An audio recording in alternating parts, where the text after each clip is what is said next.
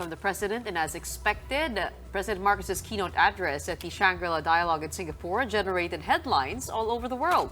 For the most part, foreign news outlets highlighted his pushback of Beijing in his speech. He was widely quoted by everyone from the BBC to the Nikkei to Bloomberg and CNN for calling out China's aggression and for laying down a red line. That red line, as what he told a packed ballroom, is when a Filipino, whether a serviceman or an ordinary citizen, is killed through a willful act by China.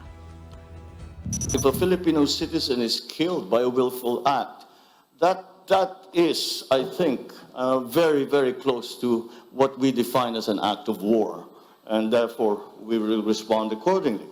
And our treaty partners, I believe, also hold that same standard for when the actions, with the joint action, will be undertaken in support of any such incident in the Philippines. But once we get to that point, that is certainly, we would have crossed the Rubicon, certainly crossed the Rubicon. Is that a red line?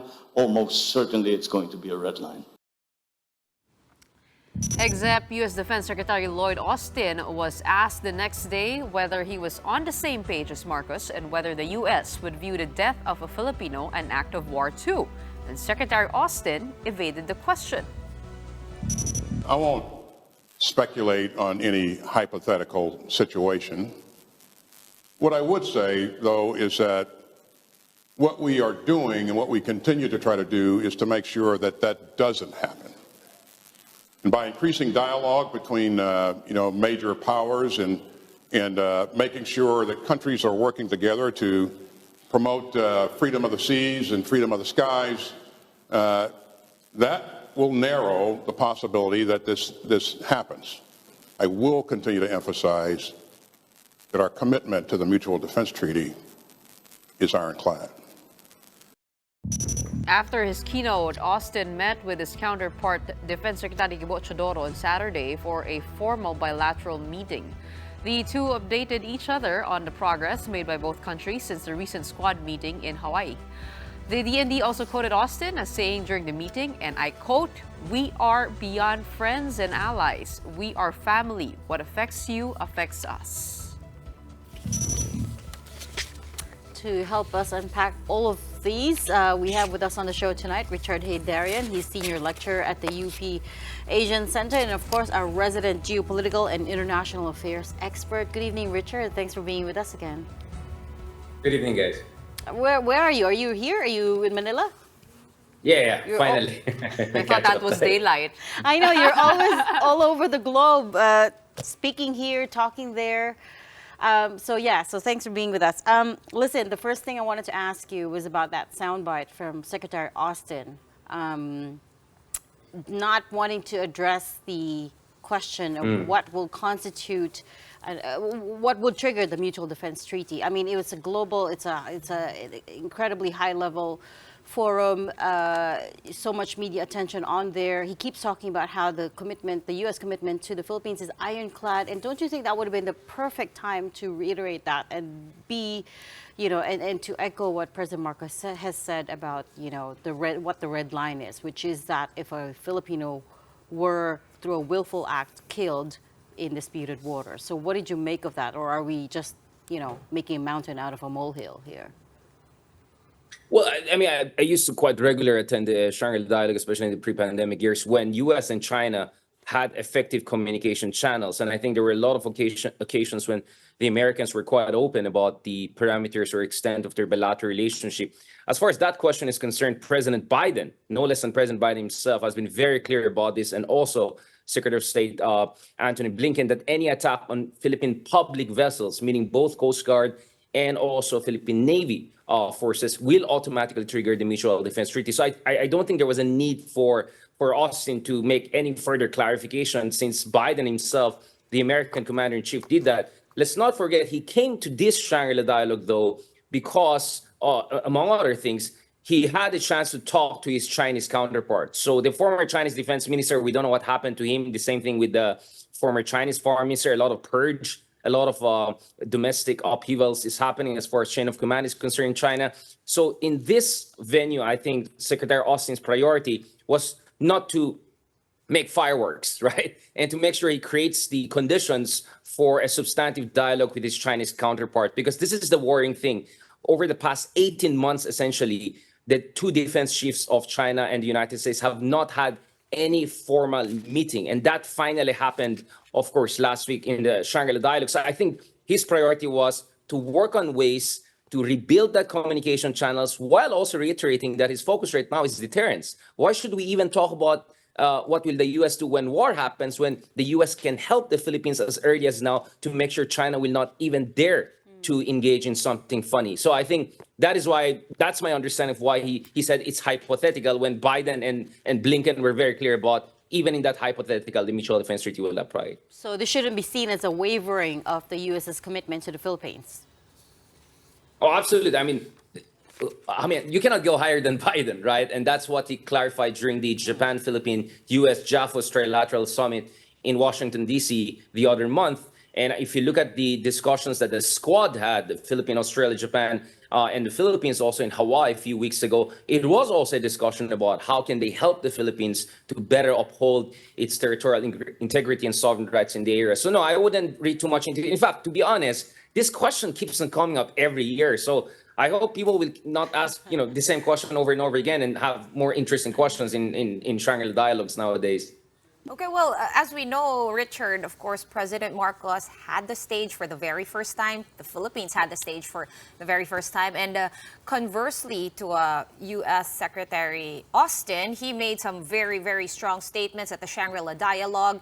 He did say, of course, the Philippines will not yield. We will defend the Philippines at all costs. Let's run a soundbite to refresh all our memories from that speech.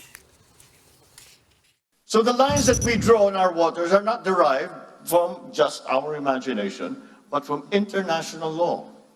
We have on our side the 1982 UNCLOS and the binding 2016 arbitral award, which affirms what is ours by legal right. As president, I have sworn to this solemn commitment from the very first day that I took office. I do not intend to yield. Filipinos do not yield.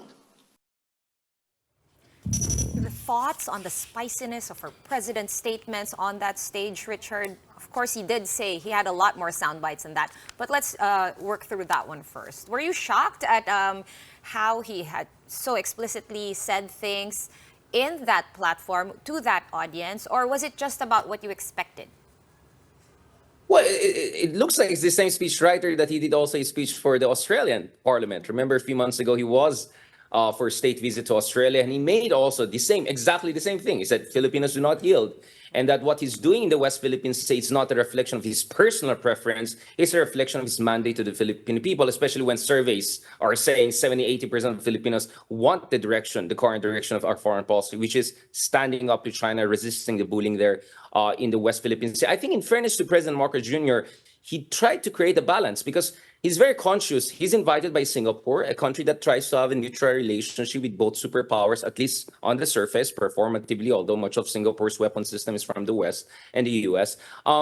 There are also other ASEAN countries there. So the strategy of China coming into this conference was to paint the Philippines as the deputy sheriff of America and to paint us as the anomaly in ASEAN. So that's why President Marcos Jr. correctly said, we don't want to choose between the two superpowers. It's important for both superpowers to be part of a constructive and inclusive order, that the peace and prosperity in this part of the world depends on the two superpowers.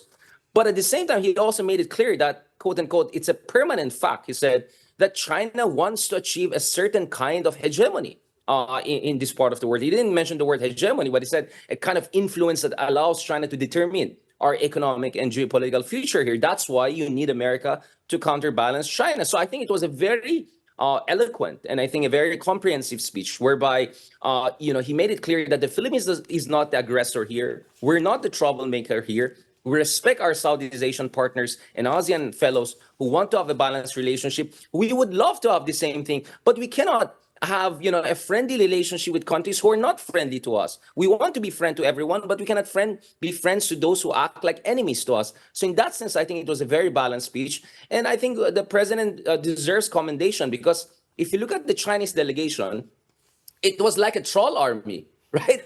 They're not asking questions. If you look at throughout the Shangri-La dialogue, there were all these generals and colonels from China who would just go ranting. They're not there asking questions. They would just try to rant and paint China as the victim and paint the Philippines and the West and everyone as conspiratorial and trying to contain them, supposed Asian NATO. So, and I don't think they did the good, diplomacy for themselves. I think they just painted themselves as a completely isolationist and self-referential, if not narcissistic superpower, which doesn't want to respect other countries' point of view, including smaller countries like the Philippines. And them pretending to be as if they're the representative of ASEAN and lecturing Marcos on what the ASEAN does. I'm not sure that went well with a lot of our ASEAN partners. Actually, you're right. The first person who asked President Marcos a question after his speech was General Xu Hui, who, I should point out, is the commandant of the Chinese military's International College of Defense Studies. And you're right, he went on a long preamble about ASEAN centrality before having to be prompted by the IISS Executive Chairman John Chipman about this question. So that's just a little side story. That's interesting. Yeah, exactly. So I was slightly disappointed. This was a good opportunity for China to show that they're a responsible power. They're here for dialogue, but no. They were just talking to their own domestic audience. I mean, we used to call this wolf warrior diplomacy, and wolf warrior diplomacy was mostly a Chinese foreign ministry phenomenon. Now, seeing Chinese generals in their uniform and all, making threatening statements, painting the Philippines and Taiwan as troublemakers, and saying our patience is running out. My goodness, this doesn't reflect well on China. They don't look like a responsible power. They look like a country that wants to impose its will on the rest of the region and has zero respect and contempt for the points of view of other countries, including the Philippines. So, in fairness to Marcos, he held his line and he held his temper. I think if another leader was questioned that way with some whatever general in another country, he would have responded more aggressively. I would have responded more aggressively. Well, Richard, as we all know, the main audience in that ballroom was Asia. I mean, the ASEAN region was there for sure, very well represented. But it also felt like the president was that little brother calling out to everybody in the room, asking to be heard equally as the superpowers, China, United States, and so on and so forth. You think he was also trying to appeal for more support in the ASEAN region? Was that part of the strategy? Yeah, I think that was definitely part of the strategy to say to the rest of ASEAN, we are one of you. We're not America's deputy, sheriff in ASEAN. We're not the troublemakers here. We're the one being bullied. We're the weaker party, right? And I think China was not very convincing when they tried to paint themselves as the victim and as if there's an Asian NATO forming around them. That is definitely not the case. So I think China was pretty poor in terms of its defense diplomacy, if any diplomacy at all. Well, I think President Marcos Jr. did a pretty decent job of trying to reach out to the rest of the region. But of course, the Shangri-La dialogue is a global phenomenon. There are representatives from France, from Britain, from Germany, from many countries all around the region. And I think Marcos was also trying to reach out to those countries. And if you look at the speech of Marcos Jr., it perfectly, jives and syncs with the keynote speeches by previous keynote speaker. For instance, Malcolm Turnbull in 2017, who presented Australia as a bridging power, middle power, who doesn't want to be dictated upon by the superpowers. Speech by Narendra Modi in 2018. Speech the other year by Fumio Kishida of Japan. So if you look at a lot of keynote speakers recently, they don't come from superpower countries. And what they're saying is that, no, it's not just two elephants and the rest of us are grass. No. This is a savanna. This is Lion King, right? There are all sorts of different animals, maybe not as big as the elephants here, but we have our vision, we have our sovereign rights, and we have to have our voice. So kudos to Singapore for giving the Philippines, a key ASEAN member, this kind of platform. And I think President Marcos Jr. justified that keynote speech with the balanced kind of speech that he gave given circumstances. Well, my favorite part, apart from the very quotable Filipinos do not yield, my jaw literally dropped while watching when President Marcos said to the U.S. and China, manage your rivalry. I was shocked to hear him calling out, as what Gretchen said, maybe it's them or us calling out to our big brothers, quote unquote, to help us to get heard. But how do you think this would what effect would this have with regard to the ASEAN, where we are literally on our own in terms of policy? Well, I mean, I think that quote from Marcos is probably a reason why Lloyd Austin didn't want to talk about scenarios when U.S. will go to war with China, right? And I think that's why Lloyd Austin was relatively tempered in his speech, because U.S. is saying we're open to reopening communication channels. We don't control what Nancy Pelosi did back 2 years ago or 3 years ago, right? So we want these communication channels to be restored. So actually, the onus was on China, and I don't think they did a very good job of showing they're the victims here, and the U.S. and the rest are aggressors. Now, no, speaking of ASEAN, Cambodia, maybe Laos. Well, Laos is the chairman right now, so they have to be a bit neutral or do. But the Cambodias and Myanmars and those ones, of course, they're not going to side with us. Of course, they're too dependent on China. But Indonesia, and Prabowo, the incoming president, was one of the speakers. Singapore.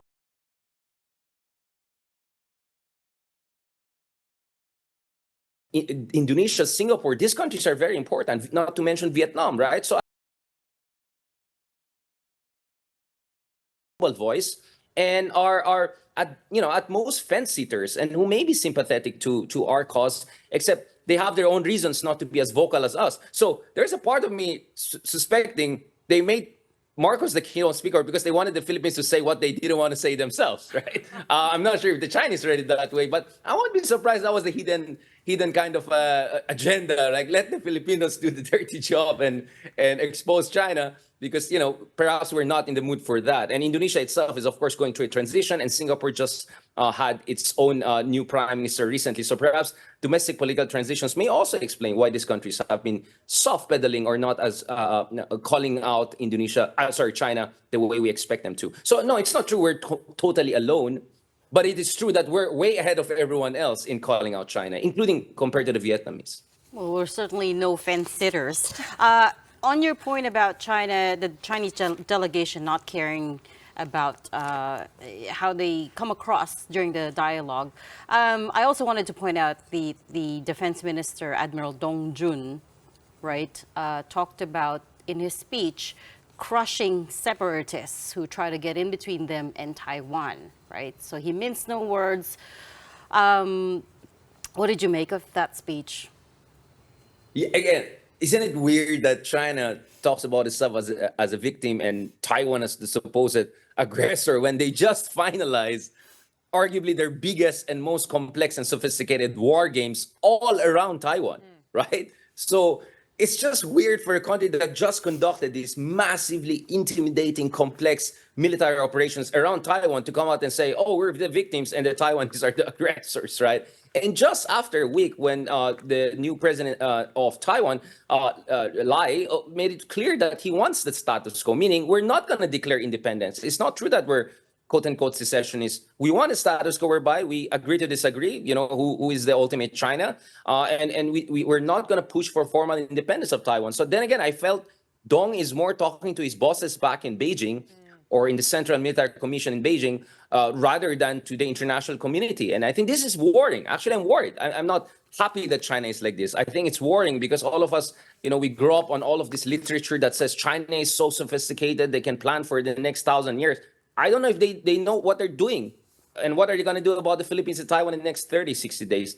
So I'm a bit worried. So my only hope is because parating ng monsoon and mga bagyo, siguro medyo yung mga bubuling nang nangyari sa West Philippine Sea will tone down because nature perhaps will force us to de-escalate tensions. So yeah, I think the comments on Taiwan were very, right. But to weird, be, right? But to be blunt about it, I wanted to know whether you thought they were signaling that something imminent might happen, that they were getting closer to annex Taiwan. And let me just read out some of the other quotes from that speech. He said, separatists will be, quote unquote, nailed to the pillar of shame in history and crushed to pieces. So again, very forceful language there. And I wonder whether you've heard that from him before and what this means possibly for Taiwan in the near future. The term crushed, that was used already by previous Chinese defense ministers, including not the predecessor immediately, but the other one the other year. So since 2019, we see this uptick in rhetoric by President Xi Jinping, paramount leader Xi Jinping, and all top Chinese leaders. So I think that's the rhetoric right now. But my hope is behind the scenes, we're seeing a different kind of China, not necessarily, chummy, but more reasonable, more statesman-like. So it is possible that there's a double messaging going on here, whereby in international fora, they go wolf warrior and try to impress, folks back home that we're standing up to the world, etc., and impressing Xi Jinping and their bosses. But I'm hoping that behind the scenes, when they talk to their American or Filipino counterparts, they'll say, okay, what do we do here to avoid a war situation? Because realistically, even the latest exercise that China did, if you analyze it, if you talk to the experts, they would say, still China is not there. China is not there yet. And China also knows that it's not there yet in terms of the ability to pull off an invasion of Taiwan in a convincing and seamless way. Probably that will take 5 to 10 years from now, also depending on what US and others are doing, and everyone is preparing. And on the West Philippine Sea, they also don't want a war. I mean, the moment China will have war with a single ASEAN country, no matter what bashing they want to do to the Philippines, no matter how much they want to paint us as, America's little brothers, etc., the reality is that that's going to really strain China's relations, and that's going to spook a lot of other fence-sitters, right? So China has an interest to be responsible. Unfortunately, not in their public statements, but I hope behind the scenes there's that kind of sense of responsibility. So there was no breakthrough, but I would say also there was no total breakdown, because Dong at least made an effort to reach out to have a conversation with his American counterpart. They will say their public stuff. But what I'm looking at is in the coming days and weeks, what are the concrete efforts by US and China to reestablish those frayed military-to-military communication channels, queues, and other sorts of communication channels? Because this is the last time, this is the worst time not to have communication channels between the two superpowers, just as tensions rise in Taiwan Straits and South China Sea. Very good to hear that war may not necessarily be imminent. You've given us plenty of food for thought. Thank you so much for joining us tonight, Richard Heydarian, Senior Lecturer at the UP Asian Center.